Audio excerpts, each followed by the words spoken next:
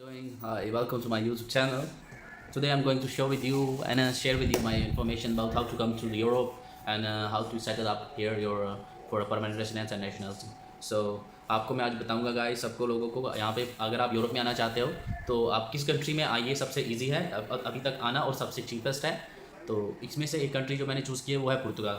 पुर्तगाल में जो है इंडिया से आना बहुत इजी है। अभी recently 10th of last month 10th of सितंबर उन्होंने दिल्ली में जो है अपनी एम्बेसी में जो है अप्लाई रीओपन कर दिए हैं वीज़ा एप्लीकेशंस। तो अगर आप वहाँ से आना चाहते हो इंडिया से यूरोप में और यूरोप में सेटल होना चाहते हो तो अभी इसका टाइम सबसे बेस्ट जो कंट्री है और इजी प्रोसेस और इजी टर्म्स है वो है पुर्तगाल। तो अगर आप इंडिया से पुर्तगाल आना चाहते हो सबसे पहले आपने क्या करना है मैं आपको बताता हूँ। आपने गूगल पे सर्च करना है पुर्तगाल इमिग्रेशन, जैसे मैंने अभी सर्च किया तो आपको यहाँ पे वेबसाइट्स आ जाएंगी, काफ़ी सारी वेबसाइट्स आएंगी। आपने किसी वेबसाइट में नहीं जाना, सबसे पहले आपने जाना है यहाँ पे विजिट ई पोर्टल। तो ई पुर्तगाल नाम की एक वेबसाइट है, अब वहाँ पे जाओगे तो आपने यहाँ पे क्लिक कर दिया। अब जैसे मैंने यहाँ पे क्लिक किया तो मोस्टली इंग्लिश में है। अगर आप ट्रांसलेटर यूज़ करते हो तो आप इसको ट्रांसलेट भी कर सकते हो हिंदी लैंग्वेज में, तो आपको ईजी रहेगा कैसे करना है। तो हो सकता है लेकिन आगे जाकर कुछ सिस्टम में कुछ पेजेस खुलेंगे जो शायद ट्रांसलेट ना हो, तो बेटर रहेगा अगर आप इंग्लिश में अच्छे हो। तो आपको यहाँ पे सारे टॉपिक मिल जाते हैं, आपको क्या क्या करना है। तो मैंने यहाँ पे जाके क्या करना है, आपने सर्च करना है यहाँ पे वीज़े के लिए, वीज़ा रिक्वायरमेंट्स। तो आपको यहाँ पे मिल जाएगी वीज़ाज़ की कैटेगरी। टेम्प्रेरी वीज़ा है, वीज़ा रेसिडेंस है, फॉर रेसिडेंस परमिट है फॉर रेसिडेंस के लिए, और शेनिगन वीज़ा है। आपने जो है वहाँ से अप्लाई करना है ये शेनिगन वीज़ा। तो मैंने यहाँ पे क्लिक किया शेनिगन वीज़ा पे। तो अभी वेबसाइट खुल गई तो आपको पता लग जाएगा शेनिगन वीज़ा होता है क्या। शेनिगन वीज़ा जो है उसका मतलब है ये आपको 90 डेज़ का वीज़ा मिल सकता है, यानी 3 मंथ्स का या 6 मंथ्स का, या आपके हो सकता है 180 डेज़ का वीज़ा मिल सकता है आपको, आपके अकॉर्डिंग टू आपकी एप्लीकेशन जो आप एप्लीकेशन में फिल आउट कर रहे हो इन्फॉर्मेशन। तो उसमें क्या है, आप शेनिगन कंट्रीज़ यूरोप की, Netherland, Germany, Finland, Spain, Greece, Portugal, काफ़ी सारी कंट्रीज़ है, पोलैंड। तो आप कहीं पे भी जाते हो बिटवीन दिस है तो आपको वो शेनिगन कंट्रीज़ में एंट्री है और आप वहाँ पे ट्रैवल एज ए टूरिस्ट कर सकते हो। तो आपको क्या करना है, आप बिजनेस विजिट भी कर सकते हो लेकिन आप काम नहीं कर सकते, लेकिन यानी आप कहीं पे भी जा सकते हो लेकिन सिर्फ और सिर्फ आप क्या कर नहीं कर सकते, वहाँ पे काम की परमिशन नहीं मिलेगी आपको किसी भी कंट्री में। तो आपको ये वीज़ा है, वीज़ा अप्लाई करने के लिए आपको सबसे पहले जो है डॉक्यूमेंट्स मांगे जाएंगे, यहाँ के प्रूफ आप किस बेस पे आ रहे हो। अगर आप टूरिस्ट बेस पे आ रहे हो तो आपको यहाँ पे शो करना पड़ेगा आप किस होटल में रह रहे हो और किस फ्लाइट में जा रहे हो। तो आप उसके लिए मैंने आपको बताया राउंड कि आप ऐसी बुकिंग करवाइएगा जिसमें रिफंडेबल मनी हो, यानी अगर आपके बाई चांस वीज़ा ये कैंसिल होता है या टाइम नहीं मिल रहा तो आपको यहाँ एक्सटेंड कर रहे हैं या टाइम लगा रहे हैं वीज़ा देने में, तो आपको उसको एक्सटेंड कर सको डेट्स को, या फिर आपकी रिटर्न या कैंसिलेशन पे रिटर्न मनी हो, तो आपकी वेस्ट ऑफ मनी के चांसेस कम होंगे इसमें। तो आपने ये शेनिगन वीज़ा अप्लाई करना है। शेनिगन वीज़ा अप्लाई करने के लिए सिर्फ और सिर्फ आपको 80 यूरोज़ पे करने पड़ेंगे। 80 यूरो आई थिंक अभी इंडिया में समथिंग लाइक 8,000 रुपये होंगे या 7,000 रुपये जो आपने पे करने हैं, जो आपकी फ़ीस है। सिर्फ ये फ़ीस भरनी है और फिल आउट करना है जाके पुर्तगाल एम्बेसी दिल्ली में आपने फिल करना है। इसके बाद जो है आपको नीचे जाके आपको यहाँ पे रिक्वायरमेंट्स मिल जाएंगी इसकी, तो आपको चाहिए क्या। ये रिक्वेस्ट ऑनलाइन है, कॉन्सुलेट प्राइस आपने यहाँ पे नहीं जाना, रिक्वेस्ट इन पर्सन पे जाना है। तो आपको नीचे यहाँ पे सारी जो है मिल जाएगी, यानी यूरोपियन अगर आप ये लिखा हुआ है कि अगर आप यूरोपियन तो आपको वीज़ा की जरूरत नहीं है, आप ऐसे जा सकते हो। आपको कहाँ जाना है ये देखिए, आपको ऑनलाइन ये Portugal consular office in a person. तो आप यहाँ पे क्लिक करोगे तो आपको यहाँ पे करने के बाद आपको आपकी जो लोकल दिल्ली की जो है एड्रेस भी मिल जाएगा, तो आप वहाँ पे विजिट कर सकते हो फिल करने के लिए। यहाँ पे डॉक्यूमेंट्स रिक्वायरमेंट है शेनिगन वीज़ा के लिए। तो आपने अगर यहाँ पे जाके देखोगे तो यहाँ पे दिया गया है consulate all necessary document requirement on the website of the ministry of foreigners MNE। तो आपको ये लिंक ओपन करना है, तो आपको सारी की सारी जो है डॉक्यूमेंट्स मिल जाएंगी जो आपको शो करनी है वहाँ पे, और इसके बाद आपका वीज़ा मिल जाएगा। और प्राइस की भी आपको डिटेल गई है, जैसे मैंने बताया था 80 यूरो जो है इसके मोस्टली कॉस्ट है।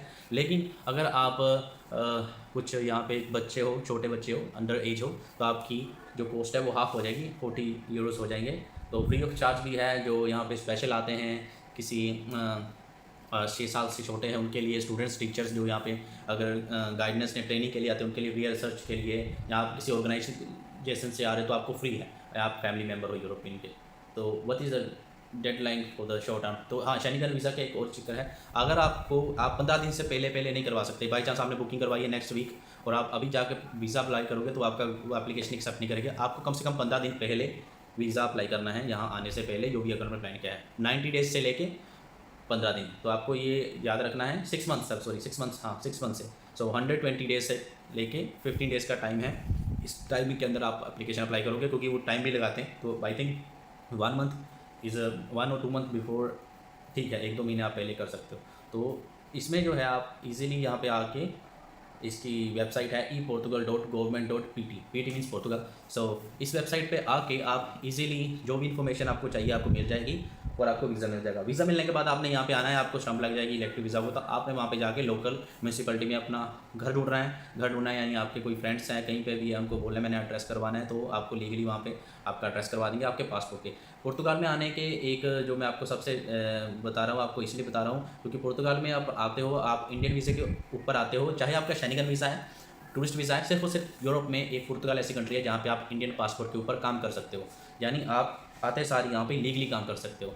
लेकिन आपको इंडियन पासपोर्ट के ऊपर ट्रैवल नहीं कर सकते बाद में, अगर आपका वीज़ा खत्म हो गया।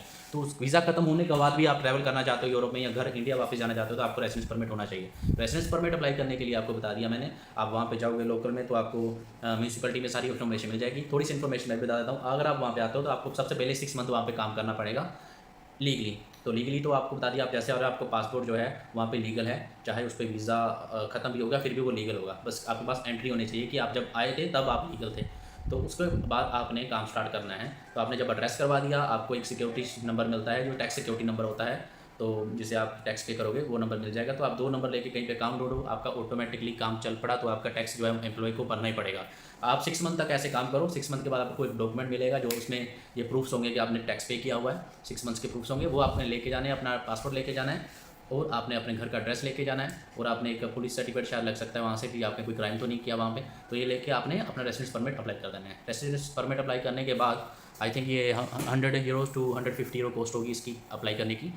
आपके पास बिटवीन 36 आई थिंक मंथ्स का वो देते हैं टाइम, जो मैक्सिमम टाइम होता है, उससे पहले आप पता नहीं कर सकते, कुछ ऐसा टाइम है उनका, तो आपके पास प्रोसेस में चलता है। तो आपने कंटिन्यूस के अप्लीकेशन करने के बाद काम करते रहना है, कहीं पे भी करते रहो लेकिन काम करते रहना है, क्योंकि काम तो आपको वैसे भी करना पड़ेगा, रेंट पे करना है, तो आप उस पर उसी सर्कल में आपने काम करना है जिसमें आपने अप्लाई किया था पेपरों के लिए, अपने रेसिडेंस परमिट के लिए। जब आपने ये पे कर दिए, कुछ महीनों बाद आपको एक 6 महीने 7 महीने हो सकता है, साल या 2 साल बाद आपको ऑनलाइन पता लग जाए कि अभी आपके जो डॉक्यूमेंट्स हैं वो अप्रूव कर दिए। अप्रूव करने के बाद आपको लेटर आएगा घर पे कि आप जाके अपने फिंगरप्रिंट्स दे के आएँ।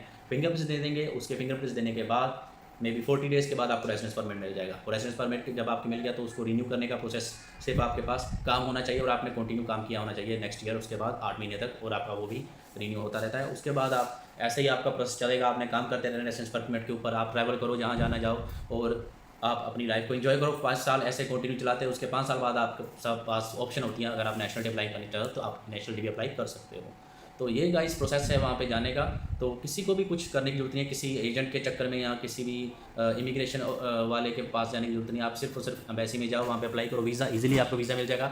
हाँ, आपके पास अच्छी हिस्ट्री होनी चाहिए ट्रैवल की वीज़े के लिए, कि आप पहले भी कहीं घूम के आए हो, या फिर आपका अच्छी जॉब होनी चाहिए, सैलरी स्लिप्स होनी चाहिए, प्रूफ होनी चाहिए आपके पास काम के करंट वो जॉब के इंडिया में, तो आपको वीज़ा मिलने में आसानियाँ हो जाती हैं। तो गाइस ये है यहाँ पे आने के रूल। तो आपको रिकमेंड करूँगा, अगर आप कोई भी मेरे फ्रेंड्स या दोस्त या कोई और मेरे चाहने वाले या मेरे और कोई मित्र इंडिया से आना चाहते हैं, यहाँ पे इंडिया में यूरोप में सेटल होना चाहते हैं, तो थ्रू पुर्तगाल आना अभी तक के लिए सबसे बेस्ट है।